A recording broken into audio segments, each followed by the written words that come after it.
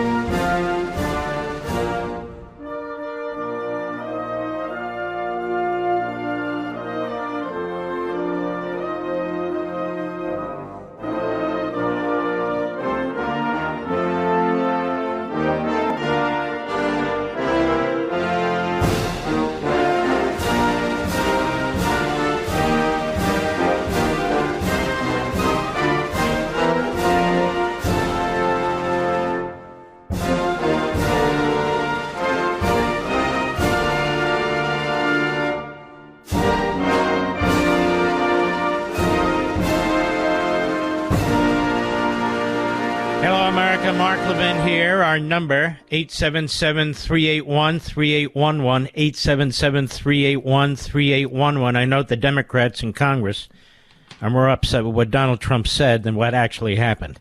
And I'm quite serious about this. Quite serious about this. We went off the air just a few minutes after this horrific event occurred, Mr. Producer. Without having known, of course, that it occurred. And I'm off the air and I say, what the hell is this? And I watched the video several times on TV with my wife from a camera apparently on the roof of the Kennedy Center.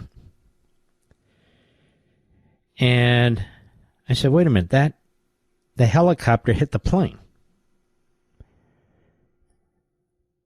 How the hell did the helicopter hit the plane? The helicopter went all the way across the river and hit the plane. Because they keep saying that the plane collided with the helicopter. No, the helicopter collided with the plane. I'm not blaming anyone. I'm just talking about what I saw with my own two eyes. And then I said to her, nobody survived that. Nobody. There's no way. There's no way. It was a fireball that just fell into the ocean. Fell into the river.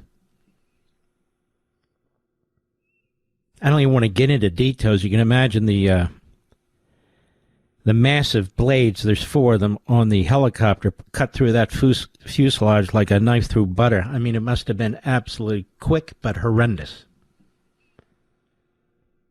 Really, and so sad. And same with the individuals in the helicopter. These men are trained. They're good. They're military. They're army. They didn't just fly into an airplane because they flew into an airplane. Something happened. Something happened. We will find out. I think a lot of these experts are pretty correct about what took place. The ones who are talking about, they think the crew in the helicopter had a beat on the wrong plane. My wife pointed that out to me immediately when we're watching the video. She said, wait a minute, there's a plane that just took off. Maybe that had something to do with it. I mean, it was. You can see the plane taking off, moving up.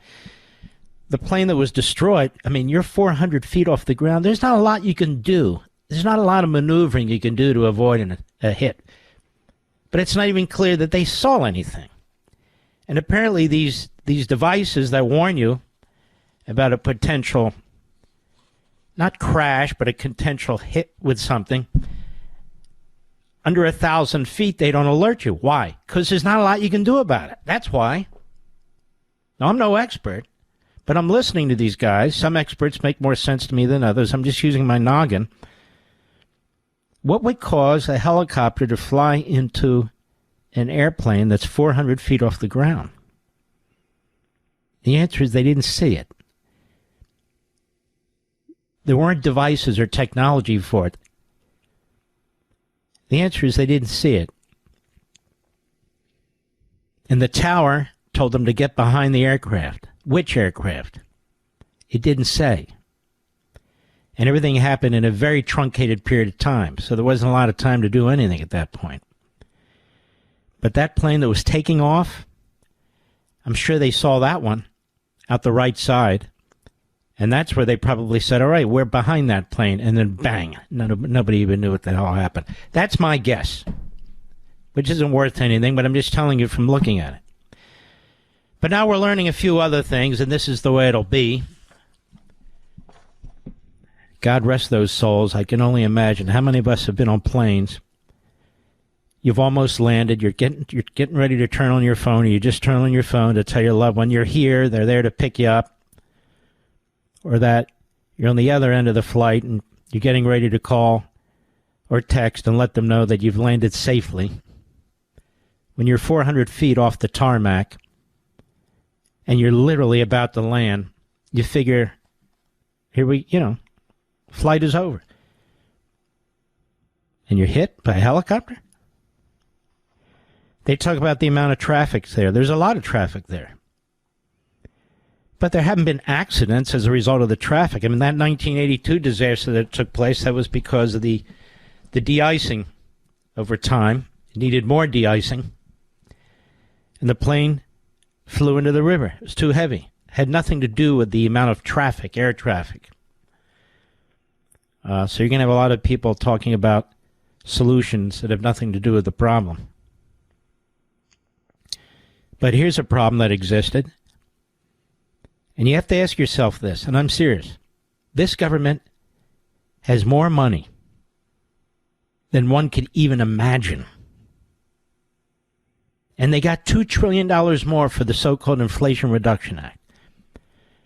And when you take trillions of dollars and you piss it away on stupid stuff, and you lose your focus and you lose your prioritization, bad things happen. When Donald Trump's going off about this DEI stuff, and I went back and looked, can you imagine people in the tower who are hard of hearing, who have sight issues? They go on and on and on. In other words, it was a long list of the left's woke demands. And yet, apparently the FAA didn't have enough staff at the Reagan National Airport. New York Times. This came out about 3 hours ago, actually 2.5 hours ago. Staffing at the air traffic control tower at Ronald Reagan National Airport, quote, was not normal for the time of day and volume of traffic, unquote, according to an internal preliminary FAA safety report about the collision that was reviewed by the New York Times. The controller who was handling helicopters in the airport's vicinity was also instructing planes that were landing and departing from its runways. Those jobs typically are assigned to 2 controllers rather than 1. Now, part of the reason for that is, and I don't know if they get to it later here, I'll read it to you, but they're on 2 different communication frequencies, commercial flights and military flights. This increases the workload for the air traffic controller and can complicate the job. One reason is that the controllers, here you go, can use different radio frequencies to communicate with pilots flying planes and pilots flying helicopters. While the controller is communicating with the pilots of the helicopter and the jet, the 2 sets of pilots may not be able to hear each other. Like most of the country's air traffic control facilities, the tower at Reagan has been understaffed for years. The tower there was nearly a third below targeted staff levels, with 19 fully certified controllers as of September 2023, according to the most recent air traffic controller workforce plan, an annual report to Congress that contains target and actual staffing levels. The target set by the FAA and the controllers union call for 30.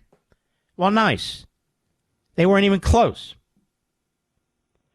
Everything this guy Buttigieg touches turns to crap. Crap.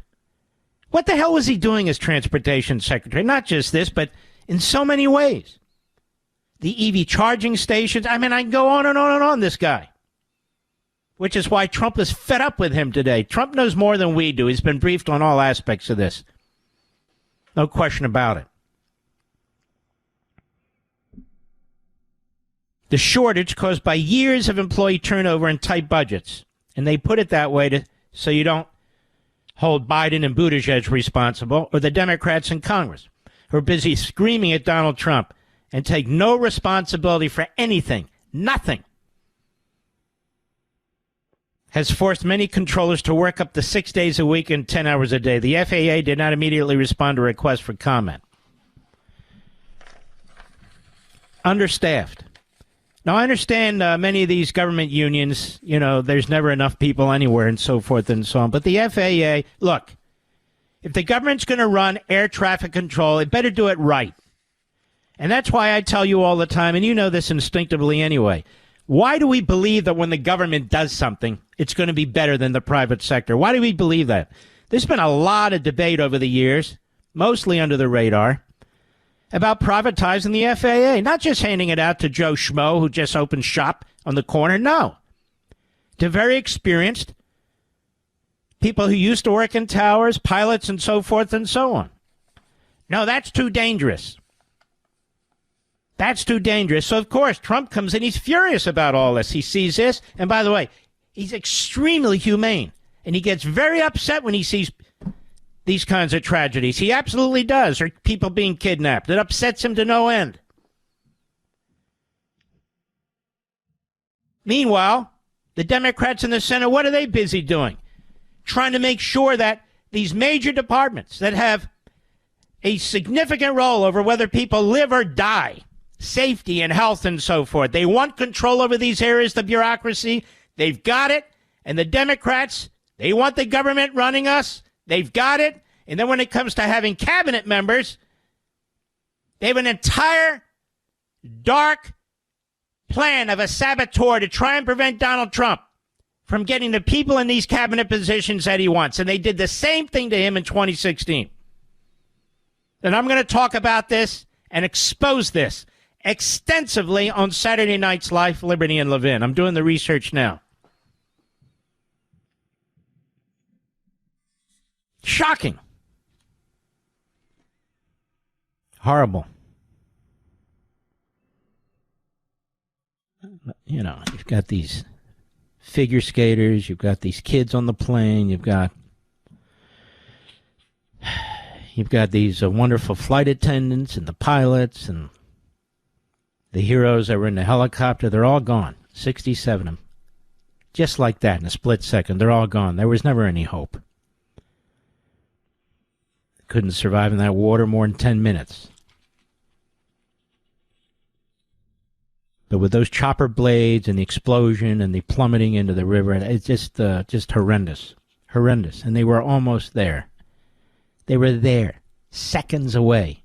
Seconds away. And we can't just blame it on systems anymore. People are in positions of power, people in positions where they demand more money and so forth. And okay, we expect them to step up now. To step up, to do their jobs. Mistakes are made, mistakes are made. But when you have a tower like this in a very busy airport, it's a small airport, one of the first airports, then you make sure it's staffed properly. And the Secretary of Transportation, Buttigieg, the Biden regime, did not. But they made sure that they were pushing that radical left agenda Whatever you do, don't discriminate against anybody for any reason. We're not even talking about race here. We're talking about physicality.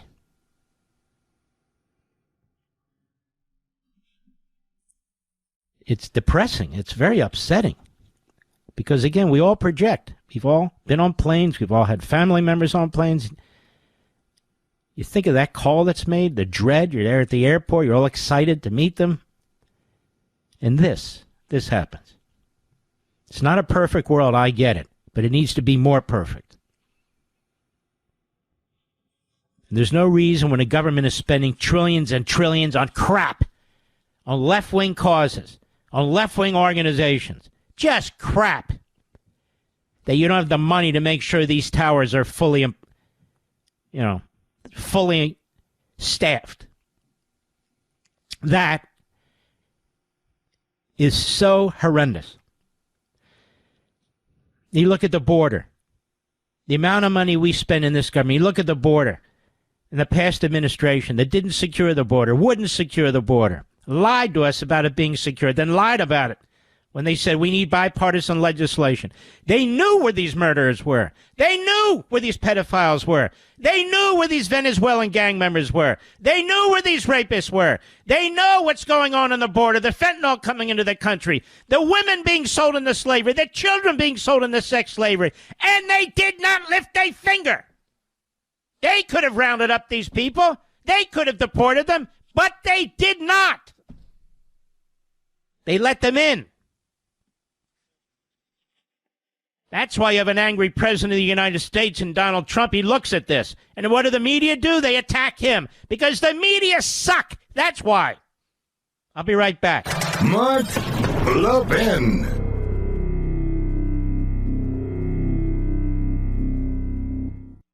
Did you see what the Federal Reserve did literally days after President Trump's victory? It's lowered interest rates by a quarter. Do you know why it did that? It's worried about the economy. It's worried about the fact that jobs aren't being created. We're seeing all kinds of shifts in our portfolios, and it's important to stay aware. That's why I'm urging everyone to diversify and consider gold as one of your financial shields. Now, gold has weathered every kind of economic downturn throughout history. I want you to call Advantage Gold. They're the best of the best, folks. I've dealt with all of them. They're the best. They're my gold company. 1-800-900-8000. Get a free gold investment kit to see how you can get started with gold. I recommend Advantage Gold to anyone who's serious about protecting their wealth, and that's you. Call 800-900-8000 for your free gold investment kit, and you could even qualify for up to $1,000 in free silver. That's 800-900-8000. Call them now. Tell them Mark Levin sent you. You'll be very happy with them. Performance may vary. You should always consult your financial and tax professional.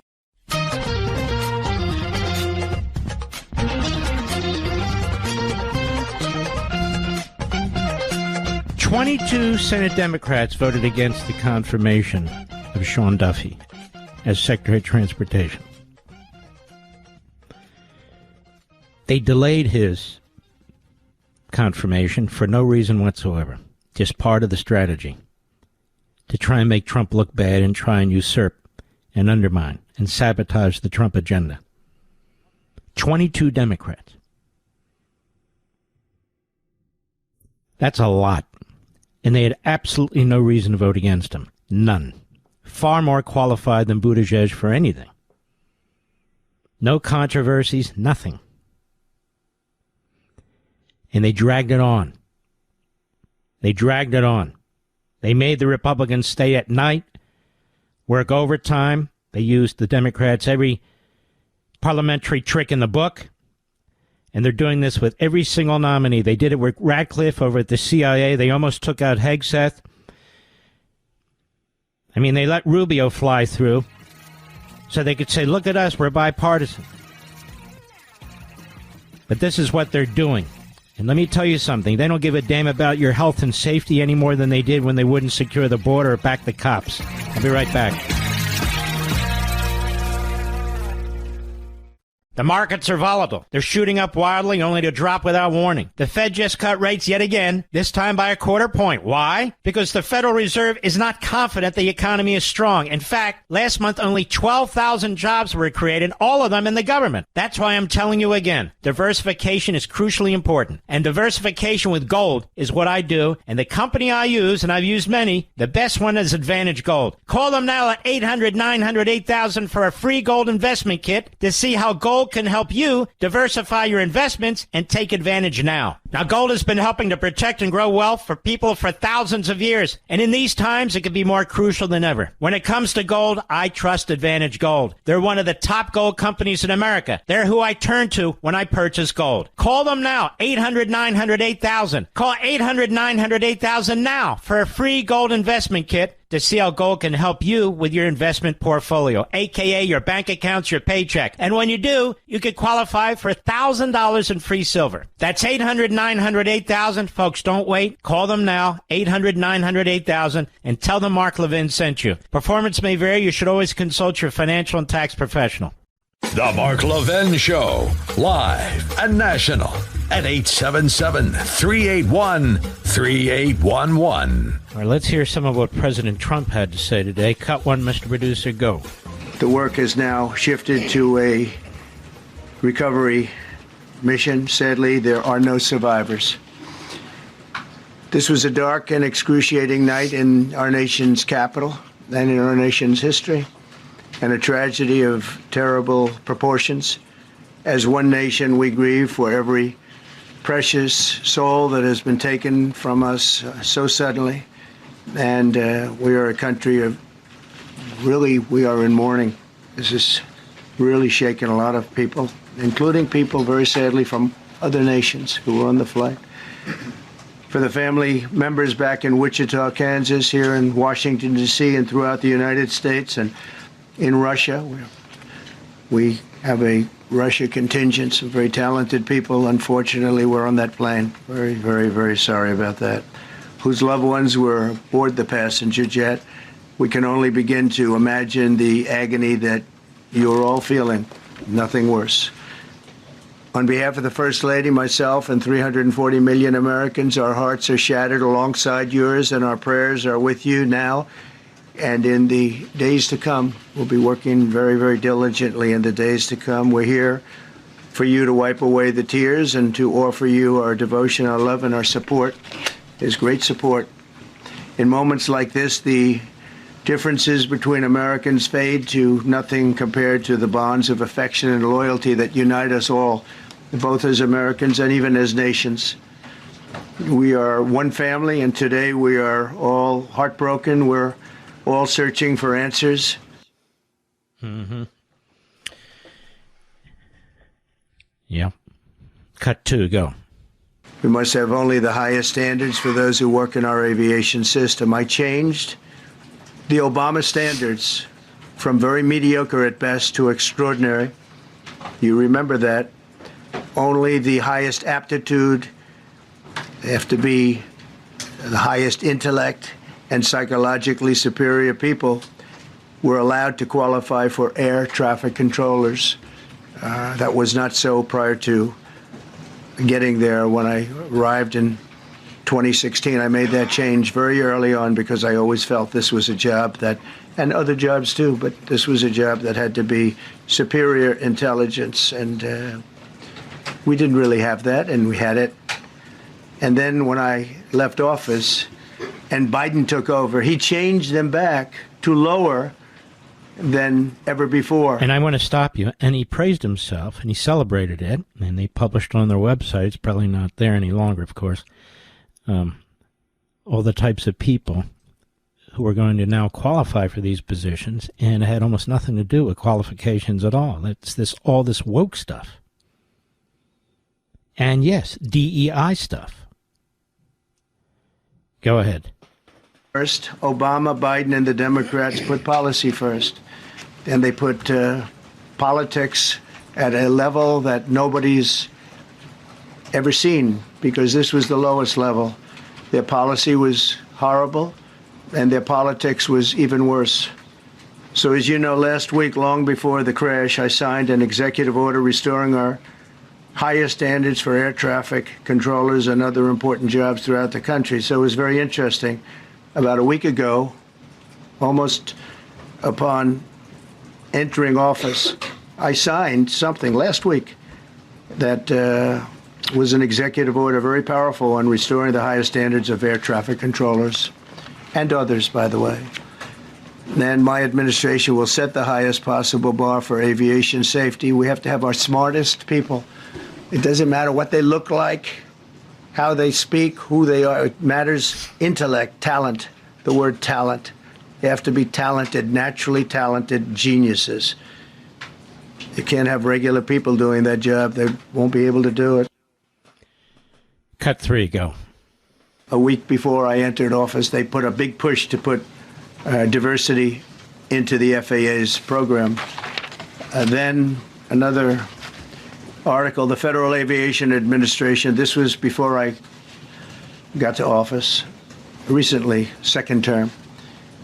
The FAA is actively recruiting workers who suffer severe intellectual disabilities, psychiatric problems, and other mental and physical conditions under a diversity and inclusion hiring initiative spelled out on the agency's website. Can you imagine? These are people that are, I mean, actually, their lives are shortened because of the stress that they have.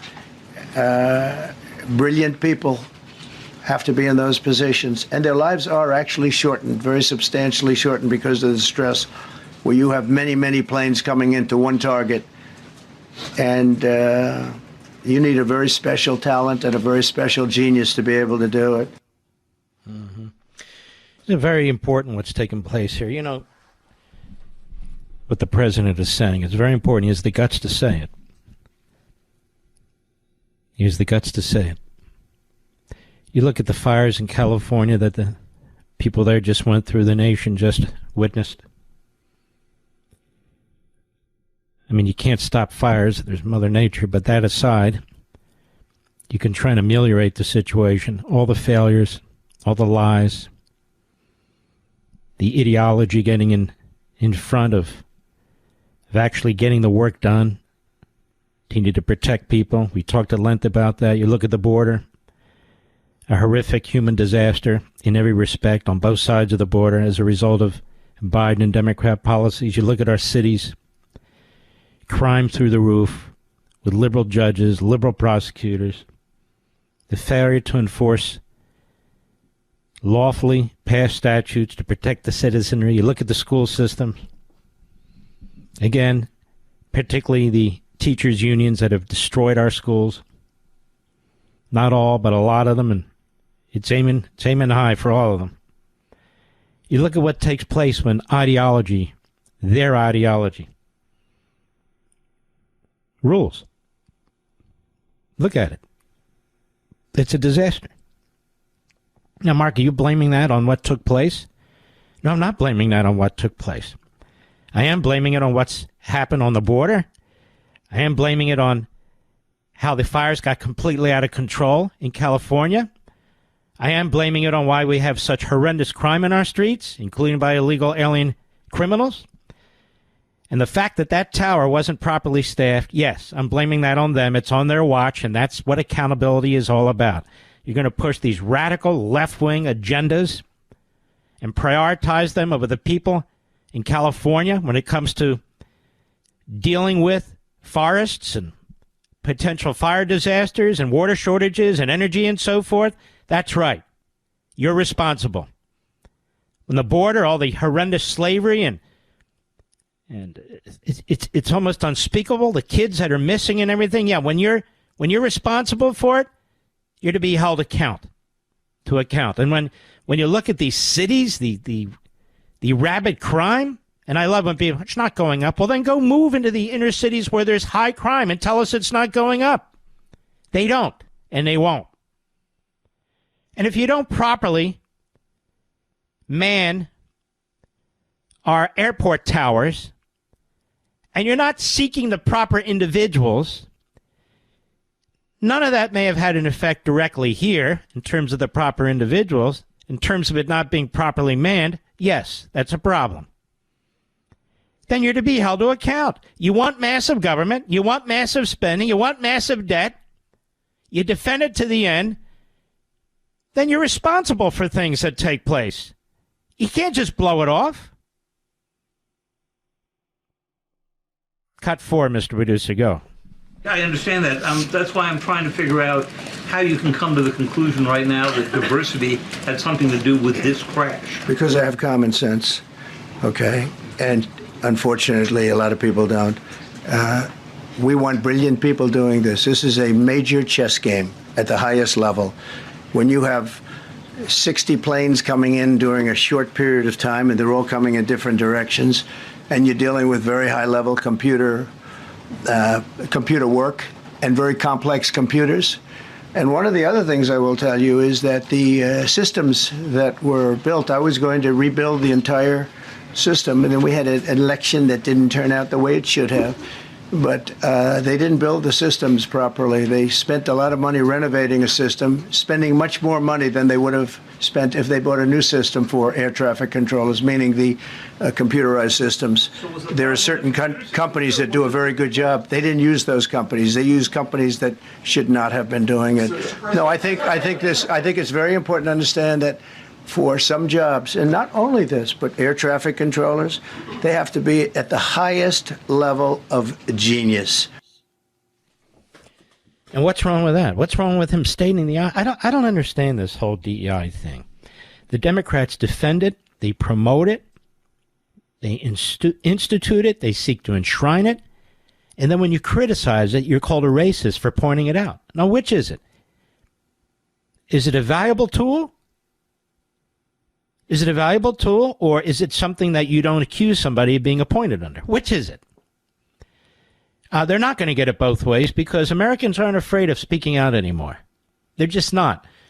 Because if you don't speak out, it's going to cost lives. It's going to be a horrendous situation. Everybody should have an equal shake. That used to be the battle, equality. It's a colorblind society. That used to be the battle, Martin Luther King. Merit, that used to be something that we praise and support other than just in sports. I mean, what about the rest of the society? And look at the true racism of those who say that people of all backgrounds and creeds and colors and religions and whatever can't compete with their brains. They can't compete. Well, what does that mean? What are they telling us?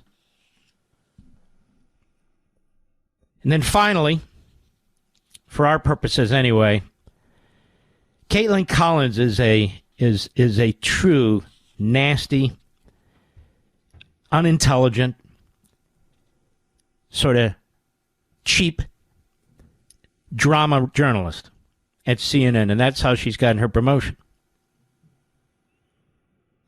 And so there she is at the White House. Cut 5, go. President. Even yet know the names of the 67 people who were killed, and you are blaming Democrats and DEI policies and air traffic control. So let's stop right now. See, there's a report out now that I read to you. It's in the New York Times. AP has it. They all have it. Somebody put it out, and I'm glad they did, about the lack of staff in that tower at Reagan. And they got one person who's handling the helicopters and the planes in this particular situation, which is really an impossibility, 2 different frequencies and all the rest. 2 people are supposed to handle it, but they don't have enough people. And they've been told this for at least since, I think it was 2022.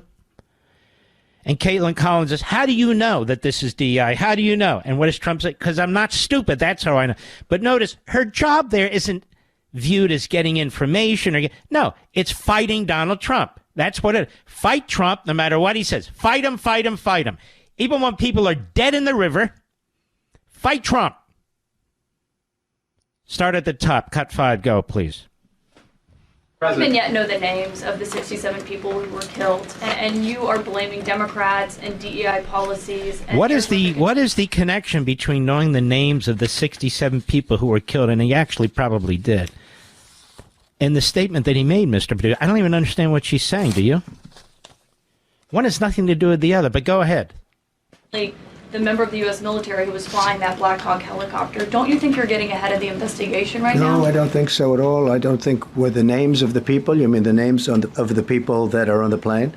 You think that's going to make a difference? They are a group of people that have lost their lives.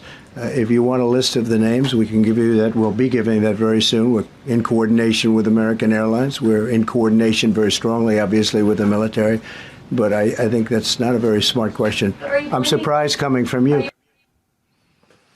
And she's asking a question over, she's talking over him. She's sort of Jim Acosta in a dress.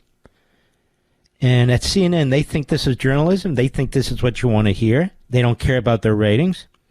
They're owned by a massive conglomerate, an international corporation, and they just keep doing this sort of thing. She just got a promotion. And they consider this reporting. You know, catcalls, interruption, speaking over the person you're asking questions, not letting them to finish their answers, not really pursuing information, but trying to get argumentative. That's how they view their role, and that's their problem. And that is the problem. I'll be right back. Mark Levin.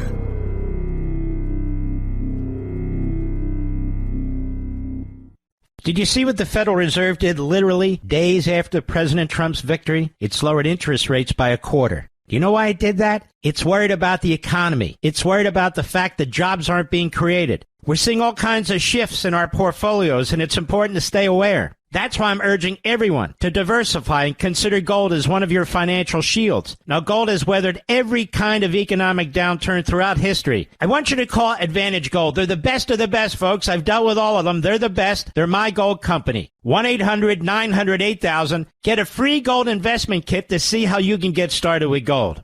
I recommend Advantage Gold to anyone who's serious about protecting their wealth, and that's you. Call 800-900-8000 for your free gold investment kit, and you could even qualify for up to $1,000 in free silver. That's 800-900-8000. Call them now. Tell them Mark Levin sent you. You'll be very happy with them. Performance may vary. You should always consult your financial and tax professional.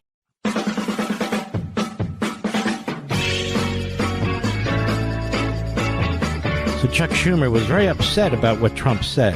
More upset about what Trump said than the fact of what happened. Because this is what the Democrats do. Cut 7, go. I just watched President Trump's news conference.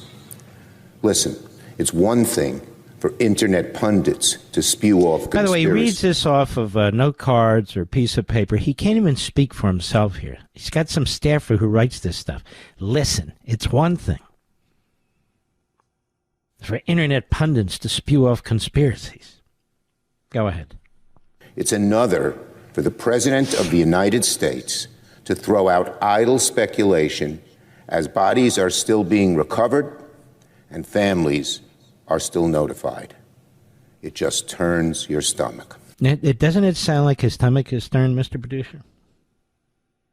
This guy really is, he's the worst of the demagogues. Really, if they put him on MSNBC, could follow Joy Reid. You were the Democrat Senate leader, Schumer, when you passed trillions of dollars in inflationary spending and massively increased our debt. Did you know what was going on at the FAA? Did you know they were understaffed? Did you know that they were understaffed at Reagan Airport? Right across the river from where you're standing and smearing Donald Trump. Did you know any of that? If not, why not? You controlled the committees. You controlled the committee that oversees the Transportation Department. Why did you delay the nomination or the confirmation of Sean Duffy? Why did you do that? We can go on and on about Schumer. Schumer, no different than Biden in terms of the safety, health, the violence. These guys don't do a damn thing about it. Then when they're called out, they get angry. Too damn bad. I'll be right back. This segment of the podcast is exclusively sponsored by Pure Talk. Pure Talk offers great coverage and can save your family money on your wireless bill every single month. Go to puretalk.com to find the plan that's right for you. Thank you again for listening, and thank you so much for this sponsorship, Pure Talk. He's here. He's here.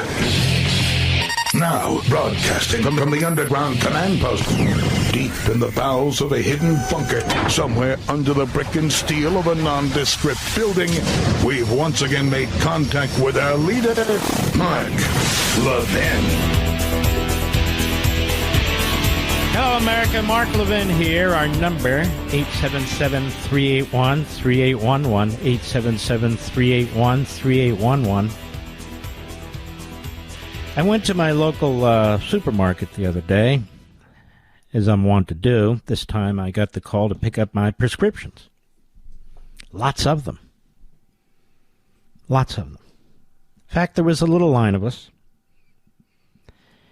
And even though you're not supposed to hear, you do hear, people have all kinds of illnesses. Diabetes, high blood pressure, heart disease. It goes on, the list. And the pharmacist and her assistant, they're going through the bags, tons of little bags. Have you ever done, you've done this, mister, but there's all the bags they're handing out and so forth, and then you got to sign the HIPAA thing and sign this and that, and they go in the bags and they staple them and they give them to you and off you go. You know how many countries that's done in? None. Just this one. None. Just this one. All these Western countries that have socialist health care, it doesn't work that way. Many of these drugs are for very, very unusual and rare illnesses. Maybe 5,000 people in the entire country have them. And yet there they are. Who do you think produces these drugs? I know, the socialists, Marxists, and the other knuckleheads are out there telling you that they want you to get hooked on painkillers. They want you to take this. They want you to take that. Nobody should be forced to take anything. I said that all through the vaccine period with this COVID. Unless, of course, the disease is provably communicable. And we have diseases like that. And so you have kids that are vaccinated for a number of things. There's protocols there. They can't go to the classroom and make all these other kids deadly sick. I have no problem with that either. This last round of vaccines were very controversial because they didn't go through the proper process, and frankly, they didn't work. They just didn't. I don't hide the fact. I told you then. I took one of the shots. I took a backup shot. Then I got COVID again, and I said, what the hell am I doing? So I stopped, just as a practical matter. And to force little kids to take it was absolute insanity, since little kids didn't have a problem with COVID for the most part. This would be the same government that's pushing the elderly who have COVID in the nursing home so other elderly can get it. So the science, the medicine at the time was all ass backwards, inside out, upside down. But that doesn't mean all these other vaccines should be banned. Doesn't mean they should all be embraced. It just depends. For me, it's not ideological. Except forcing people to take vaccines when the vaccine is not proven. That is a problem. But I'm not talking about any of that, actually. That's not the point. You go into these places, and there they are. They've got shelves full of medicines. You expect your medicine right away. You get very irritated if you don't get it right away. If they've run out of it, can you come back in a day or two and we'll give it to you? They even have drive-thrus to make it easier, particularly for senior citizens. They don't have to get out of the car. There you are. It's handed out the window like a hamburger. And all I ever do is hear people complaining about it. I'm just being honest with you, complaining about it. And so now we have this pejorative, big pharma. Big pharma. I've talked about this before, probably 10 times before. Big pharma. What do you want, little pharma? Well, little pharma can't produce the medicines that you're taking because they're very capital intensive. The R&D is enormous. And the vast majority of efforts to find cures for various very difficult diseases like Alzheimer's fail. And so these companies lose billions. Everybody doesn't pay for their medicines. So insurance companies lose billions. I know. Look at you, Mark. Big pharma, big insurance, big this, big that. No. I'm just telling you the way it is. Many of us wouldn't be alive but for, quote-unquote, big pharma. And it really does bother me that people who know better use that phrase. Big Pharma. Big Pharma employs hundreds of thousands of your neighbors. Hundreds of thousands of your neighbors. And they, in turn, fund other businesses that employ hundreds of thousands of more of your neighbors. It was von Mises who said, and I quoted him in my book, American Marxism, we all sound like Marxists now. So what do we do about Big Pharma? Break them up? All right, then who's going to invest in these medicines? Because you need a lot of money. Nobody. The same government that's in charge of the FAA and the border and safety in our streets and so forth, should they be in charge? That's what Bernie Sanders wants. That's what these so-called Big Pharma types want. No, God, if that happened, my God, can you imagine how many people would die or be sick? You know, you look at your bill in the hospital. They're crazy, these bills. Nobody can afford them. That's why you have insurance in one form or another. But why are they so crazy? So the hospitals can make a fortune? No. Because the Supreme Court ruled that if an illegal alien walks into an emergency room, they get full coverage free.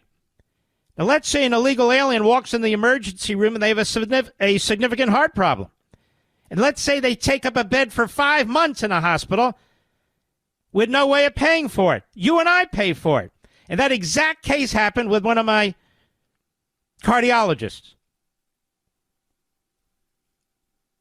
And so when you have open borders and you have more illegal aliens, or aliens, period, coming into the country, using your services, driving up the cost of law enforcement, school systems, and yes, hospital care, medical care, that's government doing that. So if somebody gets freebies, somebody has to pay for it. Look at this. Why are they giving me an aspirin and charging me $5? They're not really charging you $5 for an aspirin. They're charging you $5 because the bottom line is they have to make their books work. And we've seen a lot of hospitals. This reporting's not been done. A lot of small community hospitals are going broke, particularly in the areas where we have massive illegal immigration. They can't cover it. They can't handle it. And so they closed down. And they've closed down.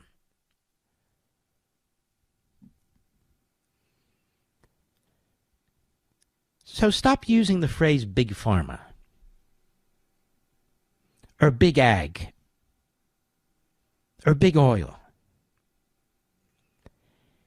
You think if you broke what's left of the oil companies into 1,000 companies that they'd be able to drill for oil? Seriously? That they could afford rigs? Pipelines? No, they need a concentration of wealth. How do you think we got the automobile? How do you think we got electricity? How do you think we got steel? How do you think we got all these massive comforts of life? How do you think we got lumber? Georgia Pacific and a handful of others, that's it. Major steel companies, that's it. The infrastructure that's needed to create these things, to refine them to the point that you can use them, is so cost expensive. And developing drugs, it's the same thing. These companies want to develop drugs. They want to develop drugs. That's why they're investing in them. They make their money by developing drugs, not by pretending to develop drugs or trying to rip you off. Now, they're imperfect. There's some bad apples. Look around you. Look at your own family. There's people who are imperfect. They're bad apples. Okay. That doesn't stop just because you move into a different area of life or business or union or whatever you do. Big pharma. And we're supposed to hate the people who do this. Hate them. Who are these people? They're scientists. They're secretaries. They're janitors. You name them.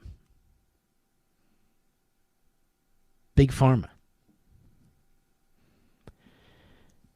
Now, these leftists who are attacking Robert Kennedy, he's accusing them of getting money from Big Pharma. That's not why they're attacking him, because they're the playthings of Big Pharma. They're attacking him because they hate Donald Trump. It has nothing to do with Big Pharma. They're attacking him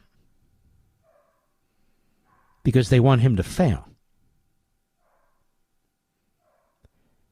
They're attacking him because they don't want him to have the people he needs in the various cabinet positions. I'll be right back. Mark Levin.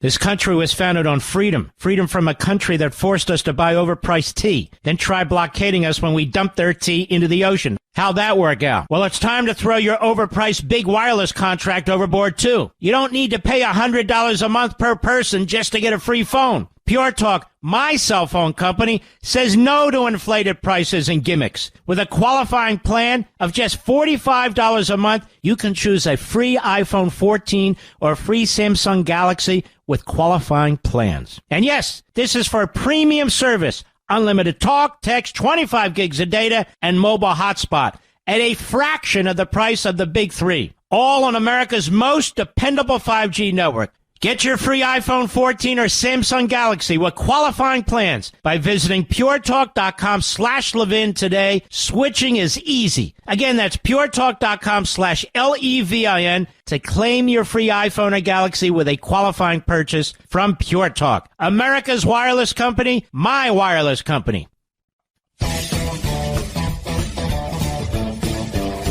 Imagine how this family feels over at rights group breaking 2 Biden illegal aliens. Let's see here, I'm being blocked. Were arrested over a heinous murder of a 63-year-old city of Chicago individual. He points out Matt Finn. 2 migrants who crossed the southern border in Texas in the summer 2023 are believed to be in custody in relation to the heinous murder of a 63-year-old Chicago man in his home this Sunday. Top U.S. official, multiple sources tell Fox. They tied up and suffocated him, smothered him to death in his own home. That's the same day Tom Homan and Department of Justice led a migrant enforcement in Chicago, writes Matt Finn. The reported victim, George Levin, is believed to have met the suspects on a dating app. Guy Benson reports the local media has confirmed one of the illegals was arrested just days before on child luring, but local officials weren't allowed to coordinate with ICE and release him. Now here's the news report. A 21-year-old man who was arrested in Norwood Park on January 12 in connection with a reported child luring incident is now facing charges in the murder and robbery of a 63-year-old man who on January 26 died in the basement of a relative's home. Possible second suspect who reportedly lives in Norwood Park also is in custody for the murder of George Levin.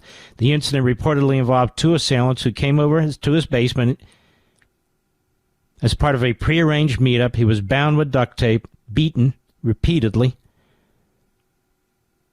A relative of Levin's may have encountered one of the killers inside the house, not knowing at the time what was occurring. Alderman Anthony Napolitano said at noon today that 2 persons of interest are in custody and that charges are pending. It was not a random act of violence.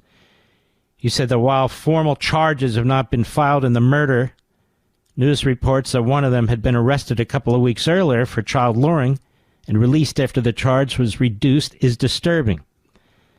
Another effing failure of the justice system. They gave him the opportunity to commit another offense, Napolitano said. The offender nowadays is the victim. Now, the luring incident, now why am I telling you this? Because Homan's being attacked, Trump's being attacked. Now I got a clip here from a host on CNN who's asking Kristi Noem if their roundups are racist-oriented. I mean, this is the deal. This is why Democrats and their media, they're killing Americans. That's what they're doing. And I hope I'm quoted all over the place. That's what they're doing. With the open borders, with the phony prosecutors, with the undermining of the cops. Well, what else the obvious outcome of this are the violent, evil people do things they might not otherwise do. But now they do them because they figure they can get away with it. Certainly some of them do. The luring incident on January 12 involved a man who reportedly called two girls ages 12 and 13 over to his vehicle. The man was arrested on suspicion of child luring, but the charge was reduced to simple assault and he was released from custody the next day. Second man inside the vehicle was detained but not charged in the luring incident. The gruesome nature of the murder, though, along with possible implications of the controversy surrounding whether the city should cooperate with federal officials or the deportation of illegal aliens who have committed violent crimes, has led to this case being watched very carefully. It's just... And we're supposed to be afraid of Kash Patel and Pam Bondi and Donald Trump. This is what's going on our streets. This mayor, this jackass of a mayor, this radical left-wing mayor, right under his nose. The Soros prosecutors, right under their nose. They don't give a damn. But they're mad at Donald Trump for daring to point out DEI and the rest of it. The Democrats celebrate DEI. You've got supporters of DEI throughout the media. Then when you point out DEI, what do you mean by that? Well, what do you mean by that? What do you mean by DEI? It's not DEIM, is it, Mr. Producer? Diversity, equality, what is it? Equity, inclusion, and merit. It's not DEIM. Did Senator Mike Lee shave his head, Mr. Producer? He's completely bald. No, I've been bald for a while, but I don't shave. It is what it is. Holy mackerel. I just noticed that. Maybe I haven't been watching. Sorry, I'm a little distracted by that. Boris Sanchez, host on the Constipated News Network, CNN. Yesterday, listen to this. Cut 12, go. I do wonder if there are protections in place for people who are here legally. I think of family members of my own that don't speak English very well, hardly at all. Are there protections in place to prevent against racial profiling? Oh, absolutely. Yes, absolutely. These folks can live in peace knowing that... we're rounding up everybody we can. That's right. If they're not white, we're rounding them up. That's why the minorities in New York have said, as reported by the New York Post, they are thrilled. Get these bums off our street, they say. So for a host at CNN, the question is, how can we make sure there's not racial profiling? How do you make sure there's not racial profiling? How is it that they're able to find the murderers, the rapists, the pedophiles? CNN, Boris Sanchez, how's that possible? Through racial profiling? No, through records. But I will mention this, too. You want to talk about racial profiling?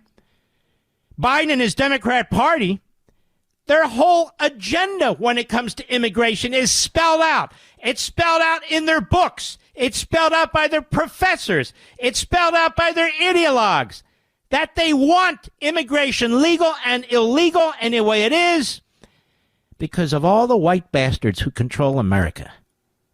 That's the bottom line. Our kids are taught this and so forth and so on. This is racist to the core. And so when you point that out, you're not allowed to point it out. Really? I've got chapter and verse. I've got the books. I've got the seminars. I've got their essays. I've got their politicians. It's called American Marxism. All you damn fools on the left who say, what's he talking about? Why don't you read it? Read it and then critique it. I'll be right back. This country was founded on freedom. Freedom from a country that forced us to buy overpriced tea, then try blockading us when we dumped their tea into the ocean. How'd that work out? Well, it's time to throw your overpriced big wireless contract overboard, too. You don't need to pay $100 a month per person just to get a free phone. Pure Talk, my cell phone company, says no to inflated prices and gimmicks. With a qualifying plan of just $45 a month, you can choose a free iPhone 14 or a free Samsung Galaxy with qualifying plans. And yes, this is for a premium service. Unlimited talk, text, 25 gigs of data, and mobile hotspot at a fraction of the price of the big three. All on America's most dependable 5G network. Get your free iPhone 14 or Samsung Galaxy with qualifying plans by visiting puretalk.com/Levin today. Switching is easy. Again, that's puretalk.com/LEVIN to claim your free iPhone or Galaxy with a qualifying purchase from Pure Talk. America's wireless company, my wireless company. This is America's Constitutional Convention, the Mark Levin Show. Call in now, 877-381-3811. Let me make another friend out of a Republican senator, Mr. Producer, in America. This guy, Thom Tillis from North Carolina. He looks like a weasel to me. I don't know him, never spoke to him, and never expect to. But here's a piece from the Wall Street Journal. I just want to show you how these guys act and what they do, how they conduct themselves. And you better believe he never expected his fingerprints to be on this. But his DNA's all over it. This is how these weasels operate. By Lindsay Wise, North Carolina senator provides pivotal 50th yes vote to confirm Hegseth as defense secretary. But that's not the story. As key witness in the contentious Senate confirmation of Defense Secretary Pete Hegseth, a key witness, was assured by Senator Thom Tillis, Republican of North Carolina, that her sworn statement would carry weight in last week's vote and could convince Republican senators to oppose the nominee, Pete Hegseth, according to people familiar with the events. Tillis, Republican North Carolina, personally assured Danielle Hegseth in a call to her on January 19, witnessed by two other people, that if she signed the statement, that affidavit, testifying that she believed her former brother-in-law, Pete Hegseth, has an alcohol abuse problem and was abusive to his second wife, it could carry weight and potentially move 3 votes, his own, along with the votes of Senators Collins, Murkowski, and others, these people said, who were sitting in when he made the call. On Friday, Tillis became the 50th senator to vote yes on Hegseth, clinching his confirmation to lead the Pentagon. So not only is he diabolical, he's two-faced about it. In a statement, Tillis didn't dispute the Wall Street Journal's reporting about the call.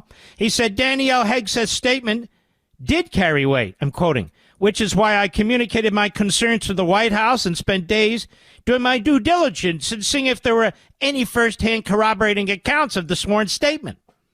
He continued he was not able to speak with anyone who provided first-hand corroboration. Hey, Weasel, that's not why you did it. According to the witnesses who saw and heard you make the call, it was done so you could try and defeat his nomination. And what happened is it backfired, ladies and gentlemen, because Pete's ex-wife came forward and said it was all false. So here this Thom Tillis leaves this woman out in the cold, dangling, a Democrat who hated her former brother-in-law, who hates Trump, according to reports. He exploits her. She does what he told her to do, and then he abandons her to cover his own ass. This is Thom Tillis. Tillis said he did extensive research, including long conversations with Hegseth, and his vote makes it clear where the facts ultimately led. Now, you see, it was a factual inquiry. Yes, it was a factual inquiry to convince his ex-sister-in-law to file a sworn affidavit against Hegseth, which was denied by his ex-wife. That is a fact-finding mission, according to Republican Thom Tillis. I want you people in North Carolina to know this. I hope he is a Republican opponent, should he run again in a primary. I hope it's a conservative, because we will help them. Can't have sleaze like this. No, I'm not calling you senator. I'm certainly not calling you honorable. Everybody else might be afraid of you. I don't give a damn. In her sworn statement released last Thursday, she said she had decided to come forward publicly, quote, it's significant personal sacrifice, unquote, because she was very concerned about Hegseth leading the U.S. military and so forth and so on. Republicans who have a 53-47 majority in the Senate can only afford to lose 3 votes on any nominee. And they lost 3. Collins, Murkowski, and McConnell. Another sleazeball. And then Tillis voted yes. I don't want to be the one. And J.D. Vance had to break the tie. After voting, Tillis sat on a wooden desk on the Republican side of the chamber and spoke intently with Collins and Murkowski, who were seated together in front of him for several minutes. In other words, they're saying, what did you do, you stupid bastard? We were with you. We got the affidavit, and now you stabbed us in the back. Collins sat with her arms crossed, listening. Murkowski spoke to Tillis, gesturing emphatically with her hands. When Vance from the dais formally announced the results of the vote, most Republican senators applauded, but Collins and Murkowski and Tillis did not. Several Republicans had expressed doubts about Hegseth after Trump picked him, blah, blah, blah, blah. In a statement issued immediately after the vote, Danielle Hegseth said that she was promised a week earlier that her statement on the record would corroborate other accusations and make a difference on the vote. She didn't say who promised her this, but in the end it didn't, she said. What happened today will make women who have experienced abuse and mistreatment even less forthcoming. No, it won't. Your statement was false, according to your past sister-in-law. You claimed that she had been abused, and she said she was not. And you were encouraged to do this by a senator by the name of Tillis. And you coordinated with Jack Reed and the Democrats on the committee as well, as obviously Tillis did. And Tillis coordinated with Collins and Murkowski and obviously McConnell. This is what these sleazy RINO Republicans do. This is what these sleazy Republicans do. Let's see. Tillis told reporters on Friday he had talked to Hegseth for nearly 2 hours ahead of the vote. He said he had also spoken to several people that had sympathetic stories, but none of them could be corroborated, and none of them were firsthand. What does that mean? She signed a sworn affidavit. He encouraged her to sign it. He didn't have any corroboration. But what does corroboration mean? Theoretically, she would be an eyewitness, right?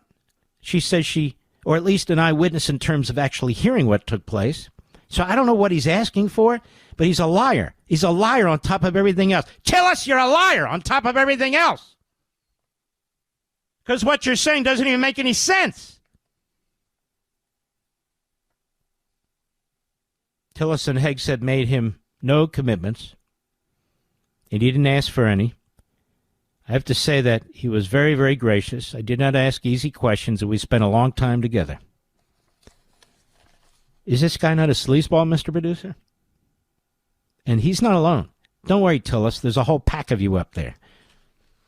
He made a deal to vote against her. Collins, Murkowski, and yes, McConnell was expecting him to vote with them. He didn't. He got cold feet. Now it comes out that he was the instigator to encourage her to sign that affidavit, along with the Democrats and Jack Reed, the chairman of the committee. Tillis was working with them. And now Tillis introduces Kash Patel. He defends Kash Patel. He's on Fox talking about how great Kash Patel is. Why? Because this scrawny little weasel has his ass out of gear. And now the Republicans have learned in North Carolina who he really is. Some of them knew, but now that they've learned who he really is, he's going to have a problem on his hands, isn't he? Yes, he is, and he should. Now you know why the RINOs in the Republican Party, a lot of them, or the RINOs even in the media, cannot stand yours truly. A lot of these RINOs in the media who used to work for prior presidents and in prior White House, they cannot stand me. They pretend I don't exist, but they can't. Because I have you. And they don't. Be right back. Mark Levin.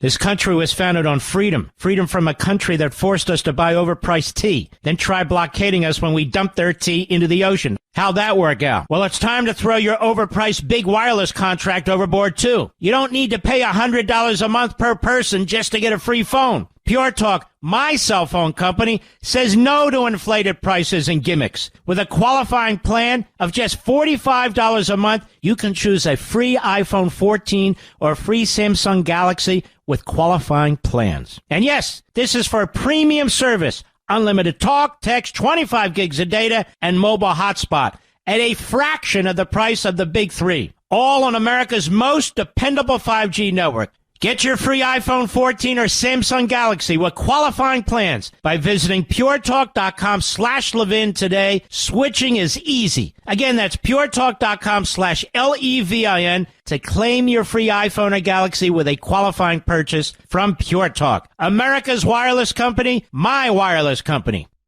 I want to read something to you. This really is stunning. It just came out from the Washington Compost. Just 24 hours before the collision of the American Eagle Flight 5342 and an Army Black Hawk helicopter near Reagan National Airport last night. Just 24 hours before, another jet trying to land there had to make a second approach after a helicopter appeared near its flight path, according to an audio recording from an air traffic control. Now we know they were understaffed and that they had an issue with a helicopter the night before. That plane, Republican Airways Flight 5414, eventually landed safely, flight tracker maps show. And then it goes on to what happened, of course, with this last airline. I can tell you that when my wife and I flew back from Florida International, what would that be, Mr. Producer, 3 weeks or so from now? They had to make a cut. I'm just thinking about this right now while I'm behind the microphone. They had to make a cut and then circle all the way back around to come back to the airport. He said they were stacked up. The pilot said they were stacked up too closely for them to land, so they had to pull out and go back around. I'm sitting here now. We weren't close to any accident. I'm just saying. And so why would you understaff, then, the air controllers? That is, and why would you push this DEI and woke crap when you're short on air traffic controllers? And why do you believe that you need DEI to get the best of the best to keep the rest of us safe? This strikes right into the incompetence of government and how the ideology of the left kills people.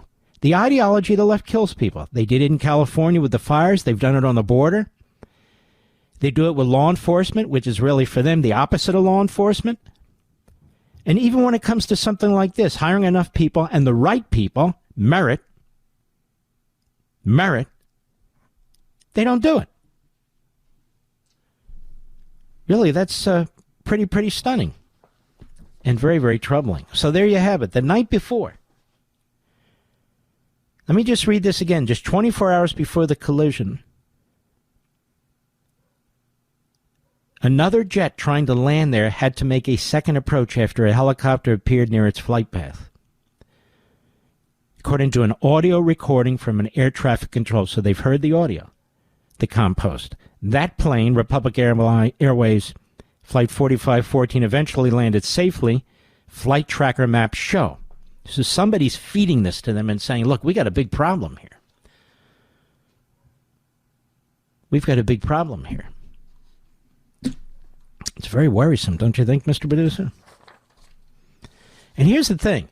If they can't get that airport under control, they're not going to get any airport under control. This is where all these hack politicians fly in and out. This is where all the bureaucrats fly in and out. That little airport. Now, it's a tiny piece of land because that airport was built early on. One of the earliest commercial airports in the country. And you know what's interesting about it? They're expanding it. They've added another wing to it. Now, I would guess, what is it, honey, about 25 miles away of Dulles Airport, which is a behemoth of an airport. And it was built out back then in the middle of nowhere, Loudoun County, Virginia. Why? Well, they not only wanted a commercial airport, they wanted to have it for military purposes, too. So you have very long runways, reinforced runways, and several of them. They can take the biggest military aircraft we have. And it's underutilized. Even now, as busy as it gets, it's underutilized. But a lot of these politicians and bureaucrats who live right up against the Potomac River or in those areas, live in Arlington and Alexandria, Mount Vernon, they don't want to come out to Dulles Airport. And so National Airports just added another wing. So you explain this to me. This is government at work. You explain it to me. They're hiring 87,000 under Biden. 87, and the Democrats, Schumer and them, they have to be held accountable. 87,000 IRS agents, but not enough to work at the FAA. Not enough air traffic control. You're hiring 87,000 IRS agents, but not enough air traffic controllers. What do you think about that, America? Are we supposed to pretend it's not happening? Well, let's do our research first. I don't need research to tell me that. That is a fact. That is a fact. I don't know about wind variables. I don't know about heights and lengths and who's got what. It doesn't matter. What I do know is the resources are always pushing some left-wing ideological agenda, whether it's the border, whether it's California with the fires, whether it's law enforcement, whether it's air safety.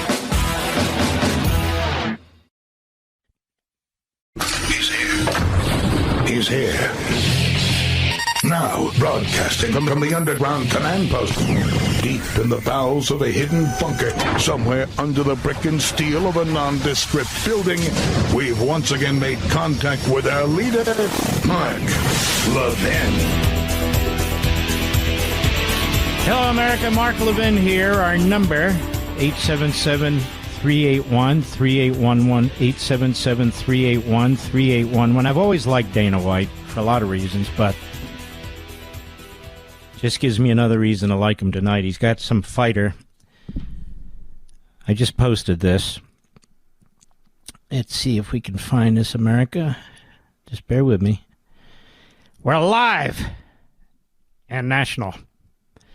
He's got a fighter who went out there praising Hitler and the Nazis, trusting the Jews. I mean, really old-time Nazi stuff, not even neo-Nazi stuff, just Nazi stuff. The guy's name is Bryce Mitchell.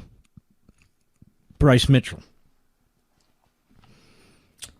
And he says, essentially, the guy's free speech and all, and then he just slams him, absolutely brutalizes him. About what Hitler did to the Jews, what he wanted to do to the remaining Jews,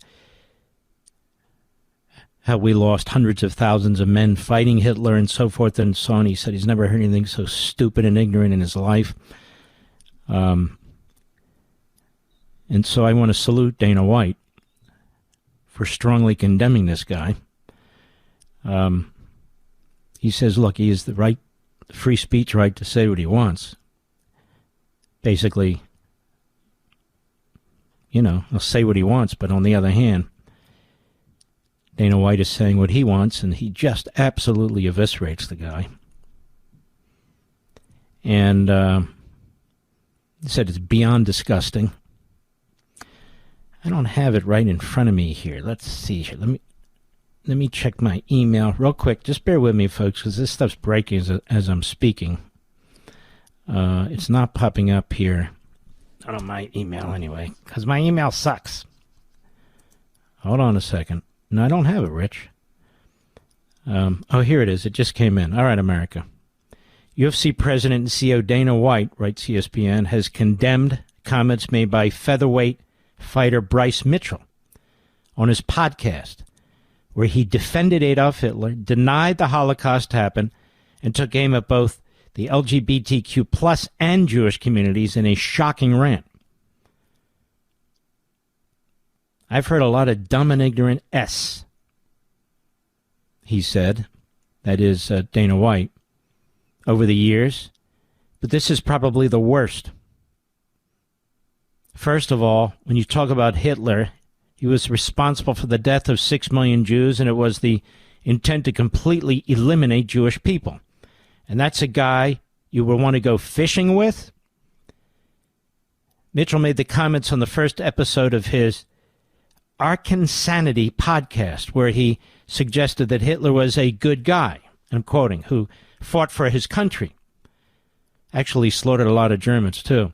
While lambasted Mitchell's rant by calling it beyond disgusting at a news conference following a power slap event in Saudi Arabia. So there he is in Saudi Arabia, trashing the guy who's promoting Hitler. So he's pretty gutsy. Let's see. Hitler is one of the most disgusting and evil human beings to ever walk the earth, said White, and anyone that even tries to take an opposing position is a moron. That's the problem with the internet and social media. You provide a platform to a lot of dumb and ignorant people. When asked if there would be any consequences, White said the UFC wouldn't take any disciplinary action against the featherweight fighter. It's free speech. That's the beautiful thing about this business. For all of you who hate Bryce Mitchell, you get to see him hopefully get his ass whooped on the global television. Well, I do look forward to that. I do know who to vote, who to oppose. This guy Mike Rogers, there's an open seat now in Michigan. This guy Mike Rogers wants to run for it again. He lost in the prior one. I'm no fan of this man. If there are other conservatives who want to get in, and they do get in, we will help them. Mike Rogers is a RINO. I don't know why certain people who supported President Trump support him too. Maybe President Trump. But I can't support him. I know who he is. He's a RINO. Mr. Producer, you'll notice he wouldn't come on the show. RINOs do not come on this show. That really is the big test. Not because of me, because of you. They don't want conservatives all over this country, including in Michigan. They don't want them to know who they are because I'll ask some serious questions. Mike Rogers is a RINO. It's that simple. You heard it here first on national radio. No, I don't want him. I don't like him. I don't know him, but I don't like him. He was running against that Slotnick, and of course, when it comes to Slotnick, or Slotkin, whatever the hell her name is, we wanted her defeated. But here, if we have a primary and it's an open seat, we can start with a clean slate, and that's the way it ought to be done, as far as I'm concerned. That's the way it ought to be done. By the way, Representative Comr has said that he's going to look into these mayors, these sanctuary city mayors, who are defying, in fact, obstructing federal immigration policy, and say that they not only won't work with DHS, but that they're going to do everything they can to sabotage it. He's going to, as my understanding is, to have them summoned before his committee. And he's asked to come on and talk about it, and we're going to do that because this is just too damn important to let it happen. And it's something I certainly hope and want to help make sure it does occur. These people need to answer to the American people. Very, very, very important that they do. You've heard of John Berman? Of course not. Who is he? John Berman is a low-rated host on the Constipated News Network. I'm surprised he made the cut over there when they were removing people. But John Berman truly is a stupid guy, and I want you to hear how stupid he is. He's got little Dick Durbin on his program, right? This guy's supposed to be a journalist. Let's hear what he says. Go. There are reports this morning that there were calls from U.S. governors to the minority leader now in the Senate, Chuck Schumer, saying, look, you've got to work, Democrats, to slow down some of these nominations, especially with some of the actions that the White House is trying to take. There was the now rescinded memo freezing federal money. But as a Democrat, do you think you're doing enough in these hearings to raise questions and maybe sway the potential outcomes of these nominations? All right, let's stop there. I don't even care what Durbin says. You have a guy at CNN who's supposed to be a journalist. You can see how stupid he is. Just stupid. He sounds stupid. He is stupid. But nonetheless, telling Durbin, the number 2 Democrat in the Senate, telling Durbin, You think you're doing enough to stop these Trump guys, these Trump appointees? I mean, seriously? Do you think you're doing enough in these hearings to raise questions and maybe sway the potential outcomes of these nominees? I mean, these people have no shame. They have no professional credentials anymore either, but they have no shame. John Berman is a friggin' disaster. He's a clown. He's a mouthpiece for the Democrat Party. Literally, CNN has effectively, for any serious television platform, no ratings. They're so low, and their audience is declining even now. And this is why. This guy is not only out of sync with the American people, even if you don't support Trump and his people. You support Durbin and the Democrat Party and their people. How many more networks do we need for that? Well, CNN is dying. And CNN is dying for this very reason. You can't support the Democrats and Hamas and open borders and lie to the American people about the genius of Biden and get away with it over and over again. This is why they lost the lawsuit in the defamation case. The defamation case went to the issue of this veteran who they smeared. They smeared the veteran.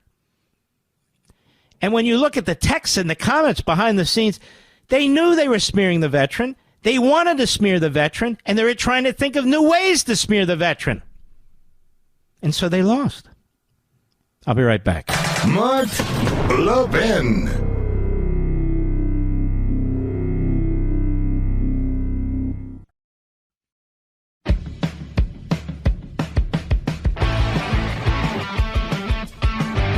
Welcome back, America. We have with us Chairman Comr, James Comr of the Oversight Committee. How are you, sir? I'm well. Thanks for having me on. It's our pleasure. You have a brand new book out we'll get to in a minute, All the President's Money. I like that title. But before we get to that, tell us what you're trying to do with these sanctuary cities, because if these mayors succeed in obstructing President Trump and DHS, we're going to have all these murderers and pedophiles and other kinds of criminals in our country, and we're not going to be able to remove them. That's right. 3 of the 4 mayors we're bringing in have bragged that they were going to be a part of the Trump-proof movement, and they were just going to continue to welcome illegals into their city. What we want to know in our investigation, and hopefully we'll learn during the hearing, was there coordination or collusion with the White House? Like, how did these illegals all end up in these sanctuary cities, and who's paying for their travel?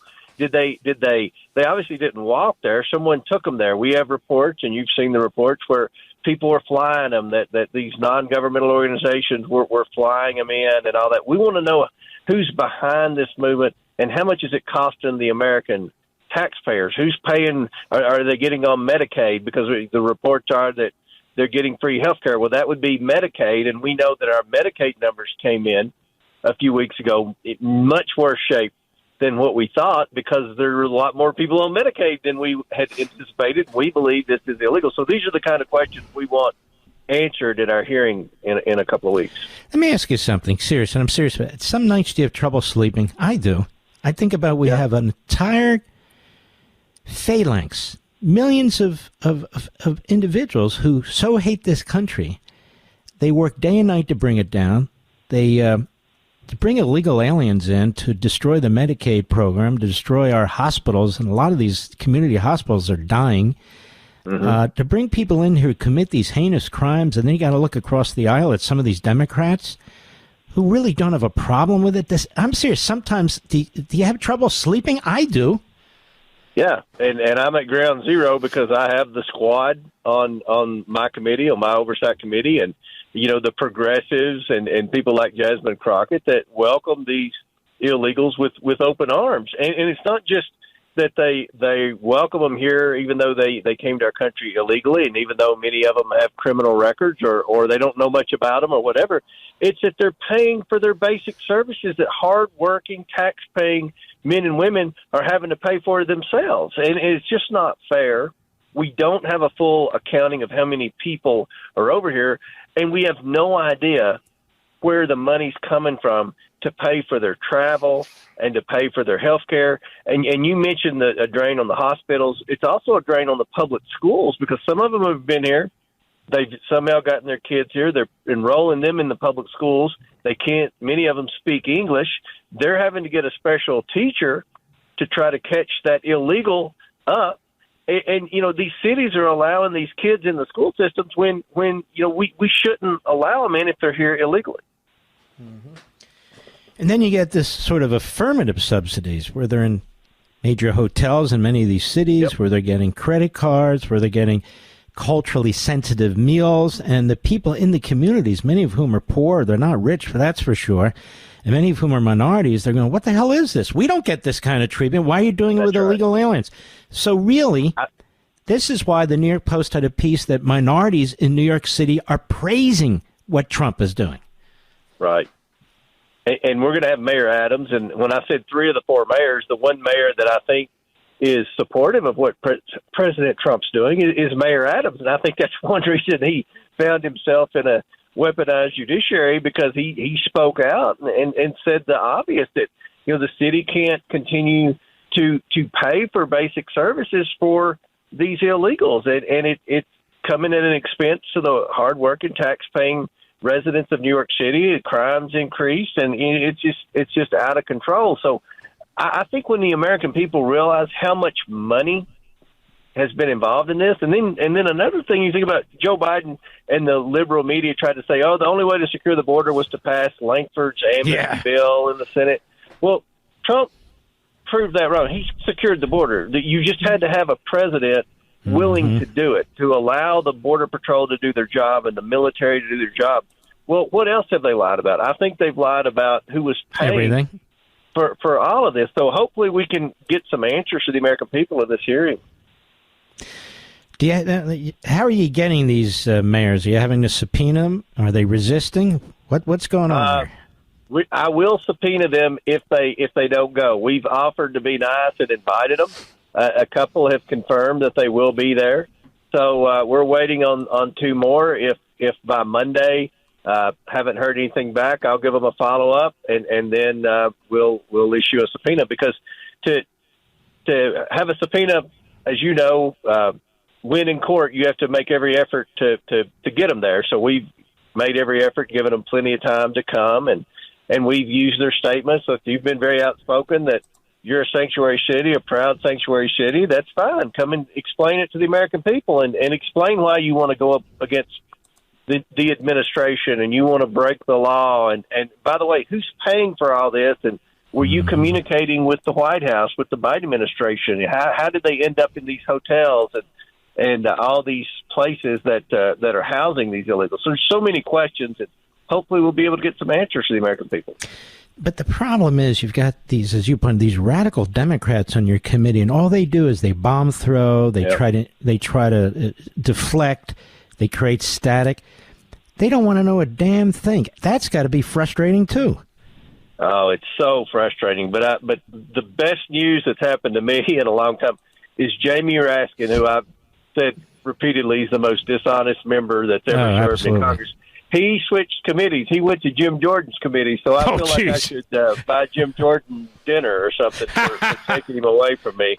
So I've got a new ranking member by the name of Jerry Conley, and another loser, but still. Yeah, well, he and I don't agree on anything, but he's not Raskin. As obnoxious as Raskin. So, but we have the squad. They put Rashida Tlaib and Presley back on the committee. So we'll have a lot of people. But if they want to defend on national television these sanctuary cities and tax dollars being rerouted to those, then I don't think that's a good issue for the Democrat Party.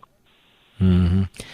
How do you feel in the House? The Republicans are they fairly united, and they understand that we're not going to have time for this intramural stuff anymore. I mean, he wants 1 or 2 big packages.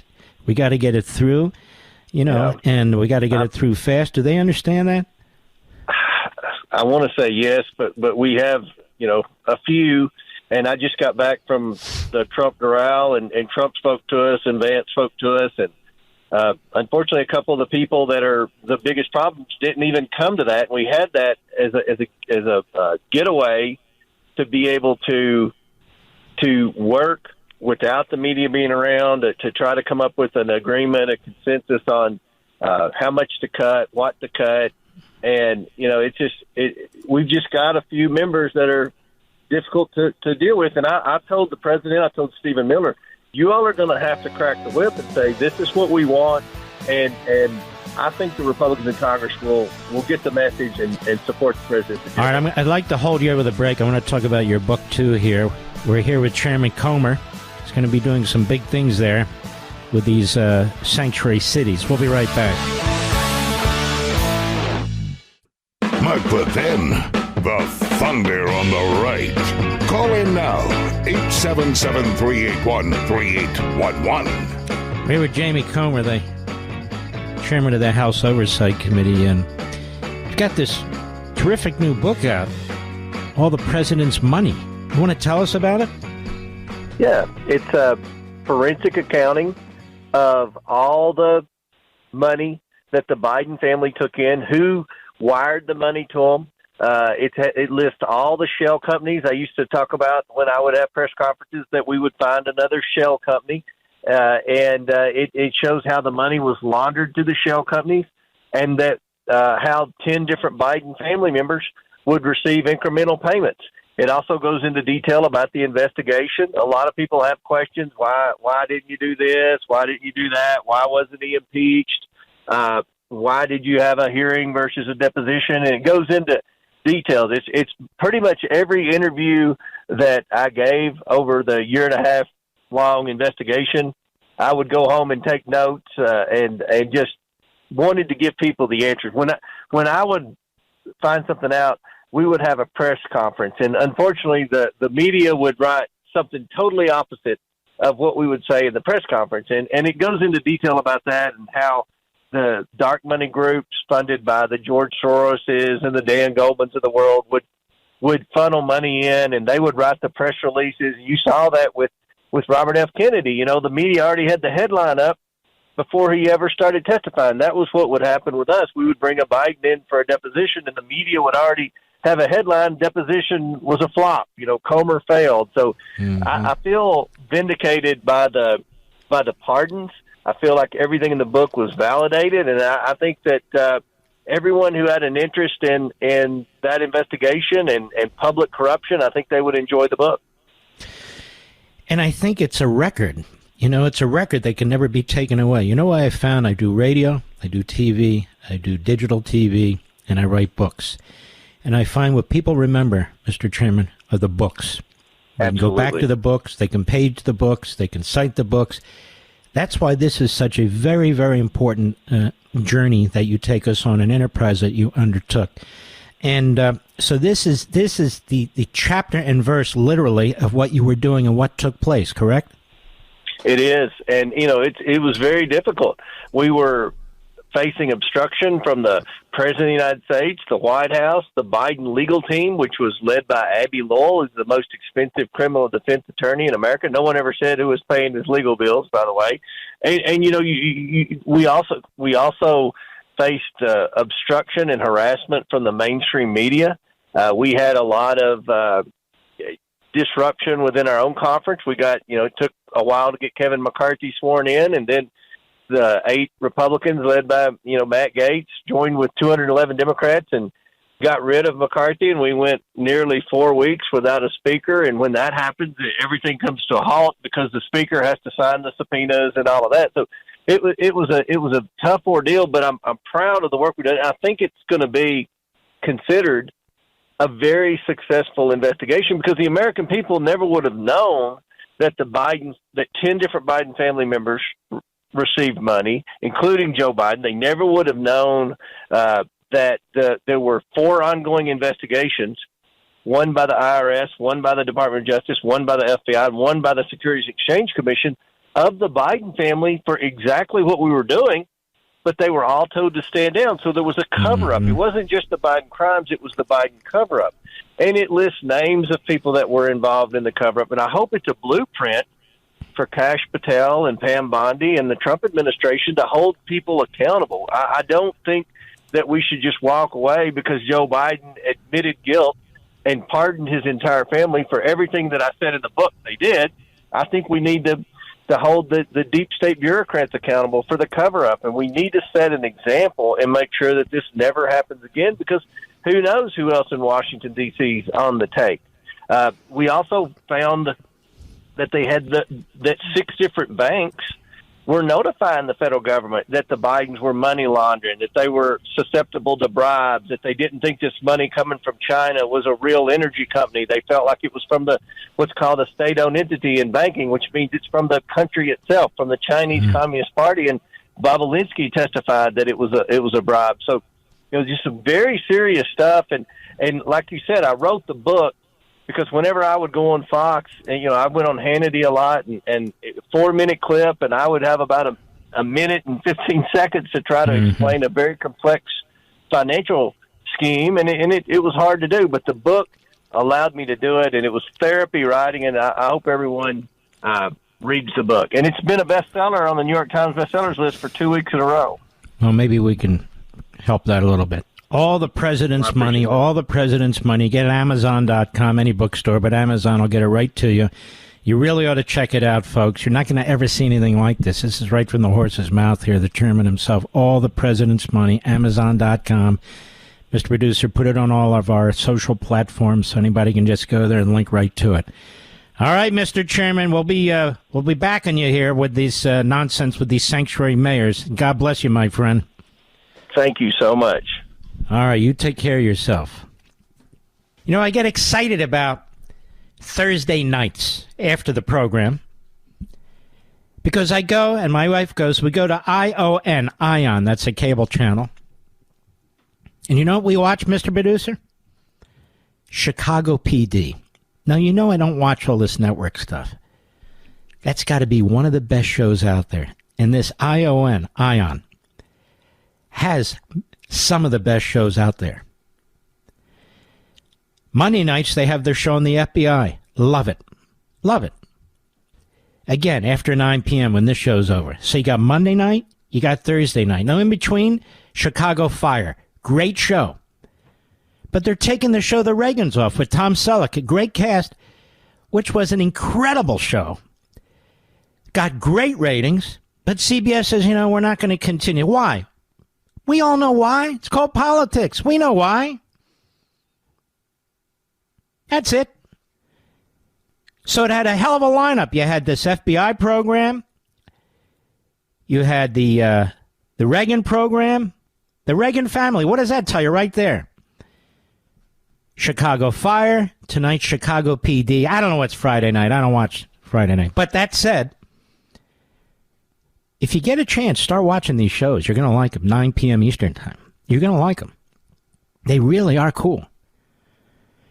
And they fit into your mindset, the way you think. They're not political, but they're pro-American. They're pro-American show. They're anti-criminal, anti-arsonist, anti-kook. You're going to love these shows. I'm just telling you. And I think this guy, Dick Wolf, produces all of them. This guy must be 143 years old. I don't know.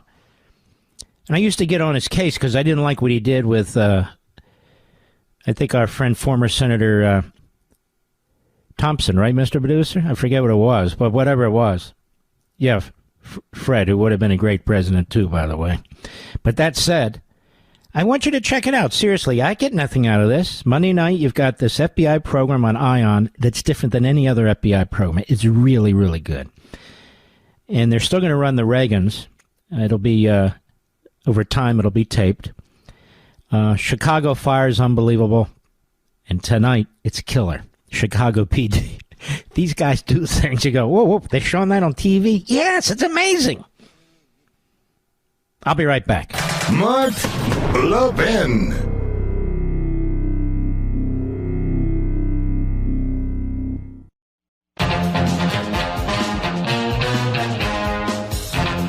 Don't forget, we have this fantastic ability for you to listen to this program any time of the day or night, on the run, in bed, anywhere you want, anywhere you can.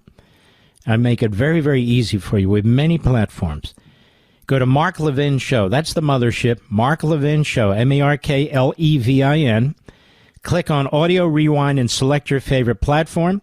Many of you already have a favorite platform. In that case, just search Mark Levin Show on your favorite podcast platform. There it is. Anytime, day and night, we're preempted, whatever it is, you can hear the program in full. You can also find us on our YouTube channel. You can now find all my full podcast interviews and specials on YouTube. YouTube.com at Mark Levin Show. That's where you go. YouTube.com at Mark Levin Show, or search Mark Levin Show in YouTube. That's simple. Let's take a few calls, shall we? Let's see here. Let me see what this is about. Somebody got screwed by an insurance company. What, are we going to be here all night on that, Mr. Medusa, you think? And let me tell you what they did to me. Let's go to Bob, Grapeville, Arkansas, Karn. How are you? All right, sir, Mr. Mark. Glad to talk with you. I'd like to shift gears just a little bit, if I can, from what you've been talking about. Yes, sir. I want to stick so-called birthright citizenship. And that puzzles me because I'm 88 years old, and I've known about a fact in the Rio Grande Valley for many, many years. These women who are advanced in their pregnancy and getting ready to deliver simply come across the border. You're right. Legally. They walk across, go to the hospital, and give birth. Yep. Some of these hospitals are built under the Halberton Act, and they have no choice but to treat anyone who comes through the door. Well, they have to treat everyone because there's a Supreme Court decision that says that, too, in the 1980s. Right. And in addition to that, Bob, you make great points. Then you have people yelling, Democrats in particular, we can't split families. And see, these people know it. So they come in here, they have their babies here, and this is how they get into the country. And it really needs to stop. And so that's why I say all the time, Bob, if we have to divide families, it's not our fault. It's the fault of the parent or the parents. And they can go home and take their child with them. That's what they should do. Right. But the child is born in this country. So? And in McAllen, Texas, you see. And I suppose they give them a birth certificate and whatever else goes with it. Of course. But that's the point. If you look at the 14th Amendment, you look at the history, you look at the language, what people said, who wrote it, and whose committee it went through, this was not even in their wildest imagination. There's nothing in there that supports this interpretation. In fact, there's plenty in there that says the opposite, specifically about foreigners and aliens, as does the precursor law, the 1866 Civil Rights Act. So this is all fraud. It's all phony. They've legalized it, or they have attempted to legalize it. They claim they've constitutionalized it. The courts are going to be difficult because they're mostly filled with cowards who will not go back to what the framers actually meant, the framers of this particular amendment. It's very plain. It's out there. It's black and white. It's not complicated. Bob, thank you for your call, my friend. You're very lucky. You have a great senator. Two, really, but one I know who's really great. Tom Cotton, best of the best. Let's continue. Kevin, Rehoboth Beach, Delaware, the great WGMD, living right near the, the Joe Biden nursing home. How may I help you, sir? That's right. All right. I'm actually a former ICE agent. I stayed to the very end till I'm 57. And hey, you know what? If they need some other retirees to help out, it might be a good idea. Anyways, I love. Whoa! That is a good idea. That's a great idea. Yeah. Pay you guys to come back. You're already trained up. You already know what the hell you're doing. Go ahead. Absolutely. I would love to come back for a term of 6 months, even volunteer. Wow. I'm bored. I'm retired. All right. And anyways, on your 14th Amendment, we were always told at the Academy, the 14th Amendment applies, and then the INA 301, birthright at citizenship. And then these Latin words, they drilled into our heads. Just soleil, right of soil, and just that whole right of soil thing is such a lie. Comes out of Europe, as you must know. And in some countries, not most, but in some countries of Europe, Britain, I think, is one of them, they do have birthright citizenship. And so that's why they're forcing you to learn what that means in Latin to indoctrinate you.